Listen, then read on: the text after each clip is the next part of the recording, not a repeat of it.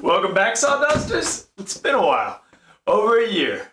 I'm here now because of a kid named Davey. Last semester, I agreed to a deal with a student where if he could make 100 on a quiz, I would make another YouTube video. He made his 100, so I'm here honoring my end of the deal. Now, it's pretty important to him that he and his friend get a shout out, so here we go. Davey and James, this video's for you. But there's also a project to be made, so let's go get the wood while I tell you about it.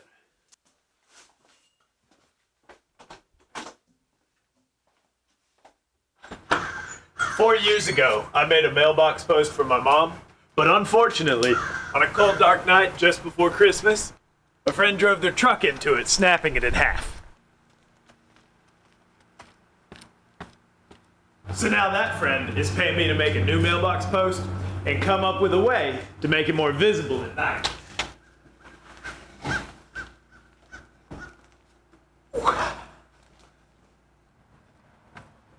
There's really nothing wrong with the design, so I'm gonna keep 95% the same. And one little change should solve the issue of nighttime visibility. The first step is to cut 2 feet off of this 10-foot 4x4. This will make the cross piece of the mailbox, and we can make this cut at the miter saw.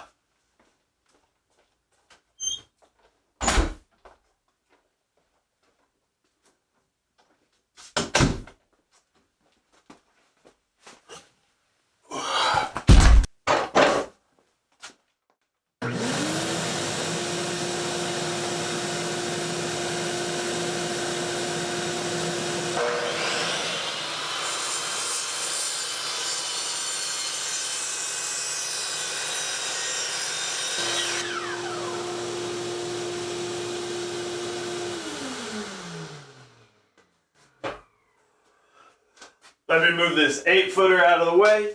I want to flip the 2-foot piece over and clean up the other end.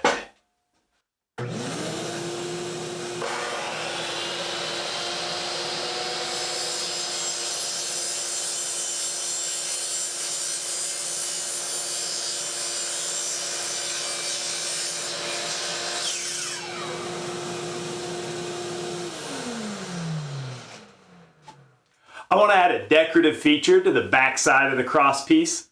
I'll do this by rotating the miter saw to 10 degrees and also setting up a stop block.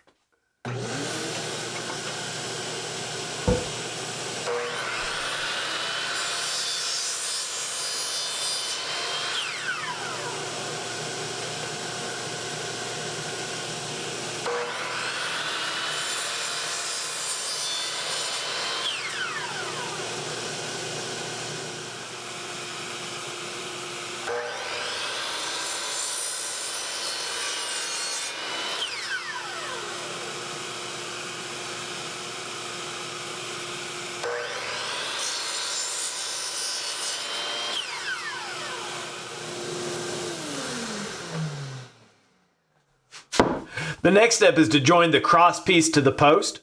I'll do that with a half-lap joint. I need to dig out the circular saw and set the blade depth to half the thickness of the 4x4. I'll make a series of cuts with the circular saw, maybe 15 to 20, before cleaning up the joint with a chisel. A speed square will help me line the blade up with my mark, as well as keep the cuts perpendicular. Let me double check the blade depth. We can keep making sawdust. Looks pretty good.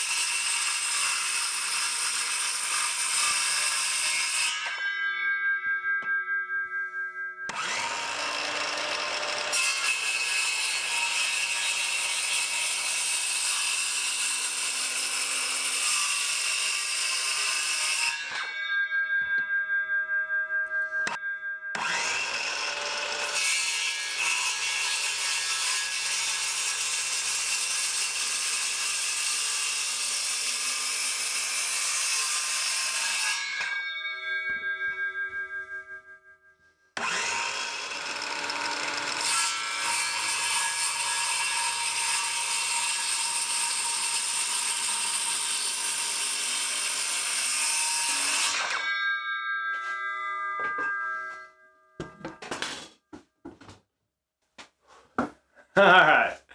Davey wanted a super long video. Basically, every single second of woodworking. But I couldn't do that to you. I did run it longer than I normally would for Davey. But I had to cut out a little bit because that was super boring to watch. Next step, grab a chisel or a hammer and start clearing out these slivers.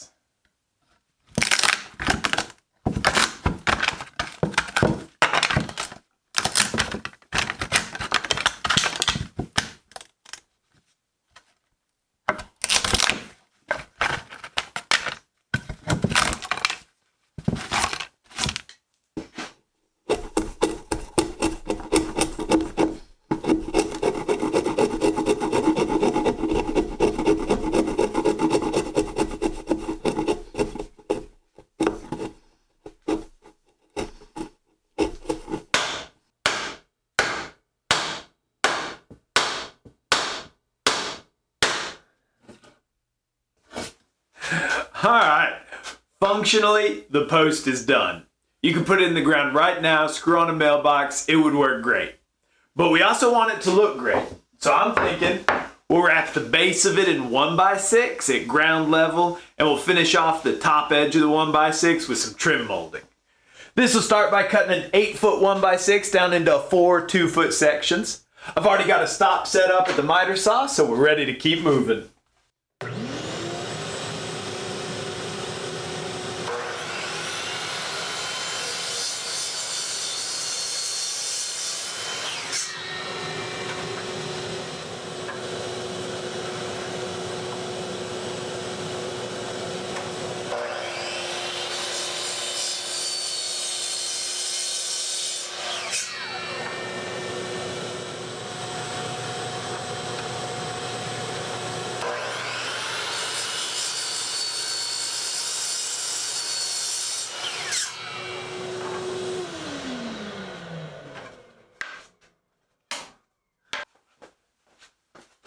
Now wrapping the 1x6s around the 4x4, you could do a butt joint if you wanted to, but I think a miter joint would look a lot better.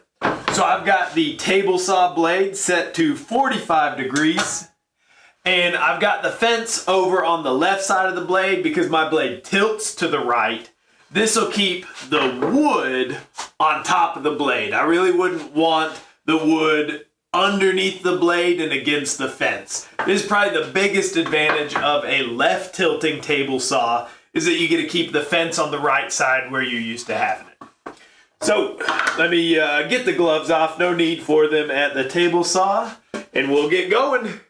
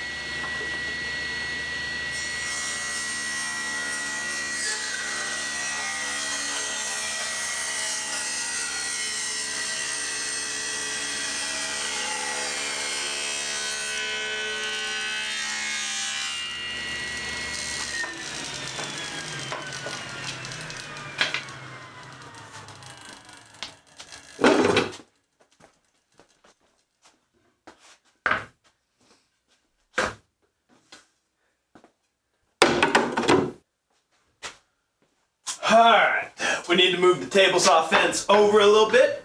what we're aiming for is that the inside of the piece of wood will be the same dimension as the 4x4. If you're not sure, err on it being a little bit longer, you can always bring it back over, adjust the fence, and whittle away just a little bit more.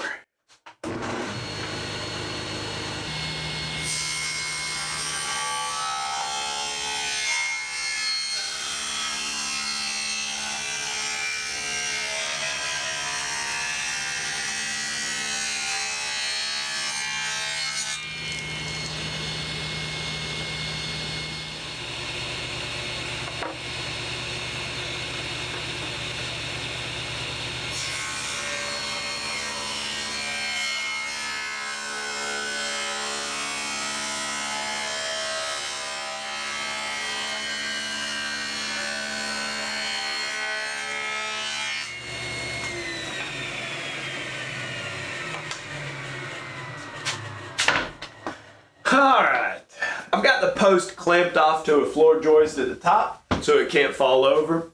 And I've also made marks on the post where I'll line up the tops of the trim boards. These trim boards are a little bit twisted, so I'm going to be using glue and a whole lot of clamps to pull things together. Try and get the boards flattened out and get the joints as tight as possible. Need to focus on what I'm doing, so I may not always be able to get you the best angle, but I'll do what I can. I love getting to the first glue up. Really feels like progress is being made. I'll use a combination of squeeze clamps and F-style clamps to pull everything together. The squeeze clamps will let me get the boards in position quickly, and the F-style clamps will give a lot of clamping pressure, allowing me to straighten out the boards and close any gaps.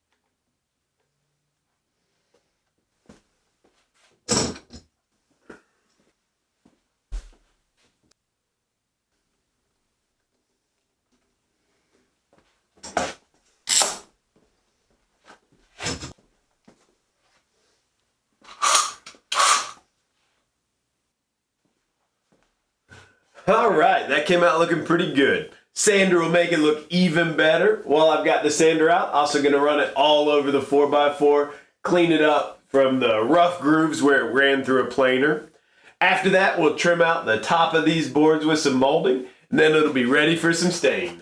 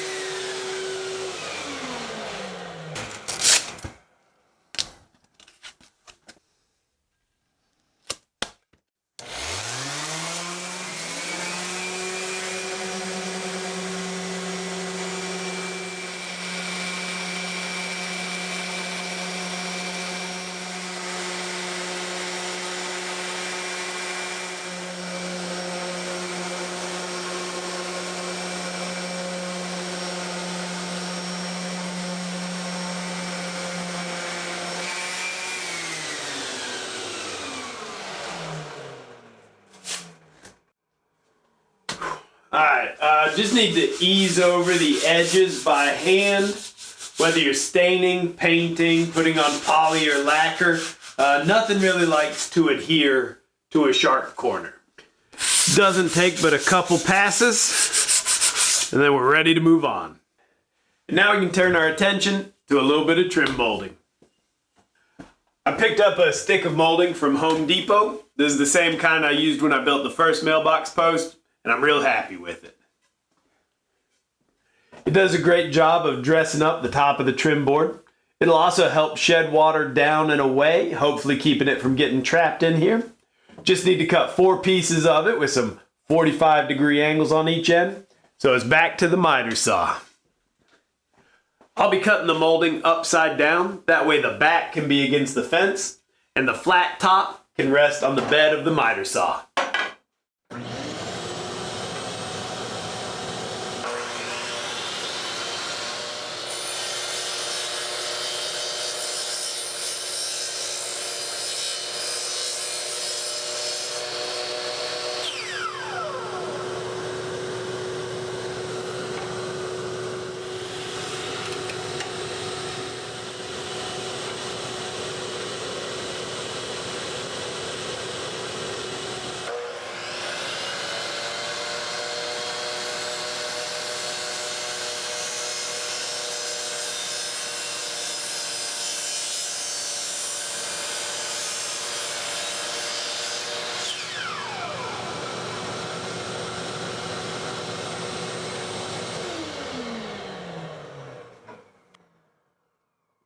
That is looking great. Just need 3 more pieces to wrap around all the sides.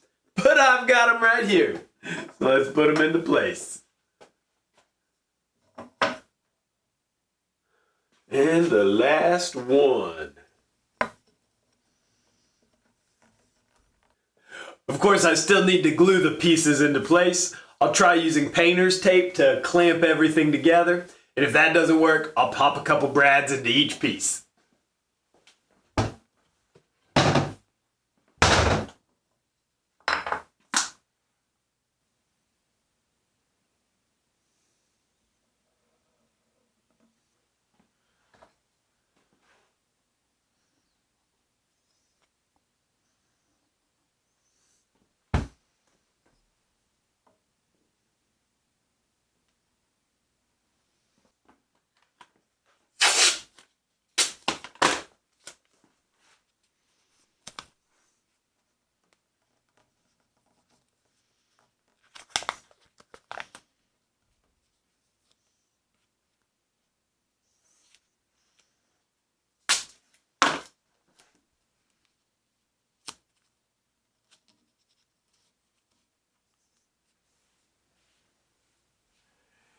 Getting close to be ready to go and install this mailbox post.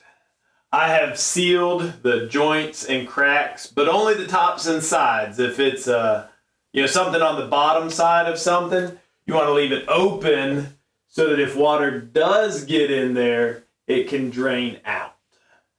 Putting on 2, maybe 3 coats of this really dark stain. I think it's called charcoal. Just what the guy at Home Depot said was going to be the closest thing to black. That's what my mom wanted. In fact, this stain is left over from the first post that I built her.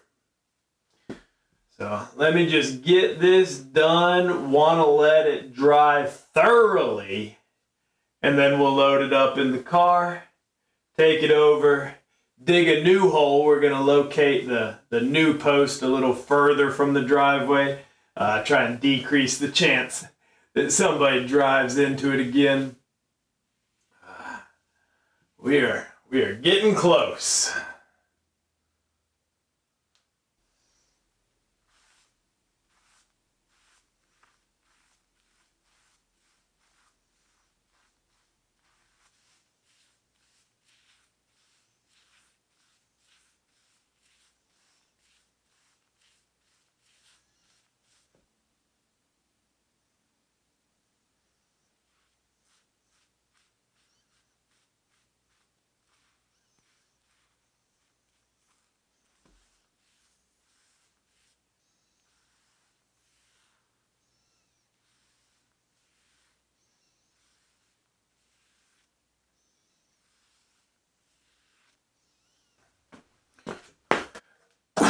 3 coats of stain, and I let it cure for long enough to get a haircut and change my clothes. No, I let it cure for a few days. I learned my lesson years ago when I sprayed some polyurethane and only gave it a day or 2 to cure. I can still see my fingerprints on the wood, and I just use that as a reminder not to go too fast in the finishing steps. Alright, let me get this loaded up in here. We can drive over to my parents to install it. That looks good.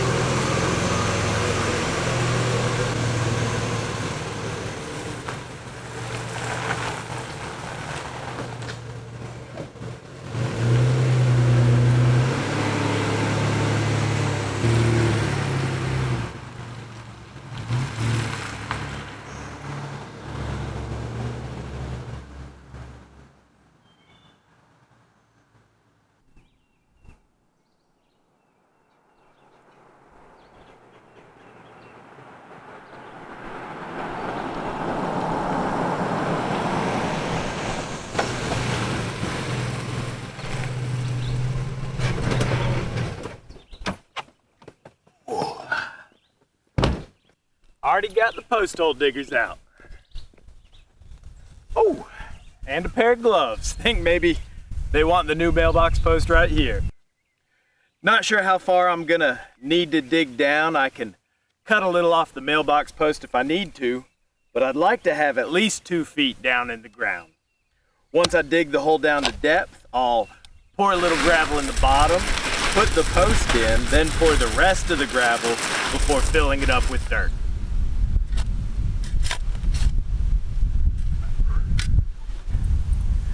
And now for the final touch.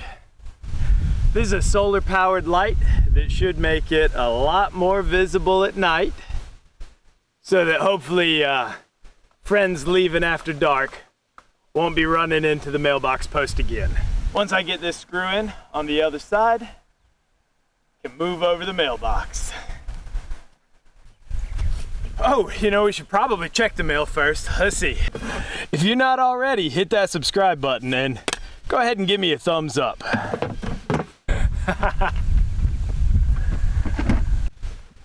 Oh, well, Davey and James, I hope you enjoyed this video. Everybody else, have a good week, have a great summer, and probably have a great year. I have no clue when I'll make another video, but as always, get out there and make some sawdust.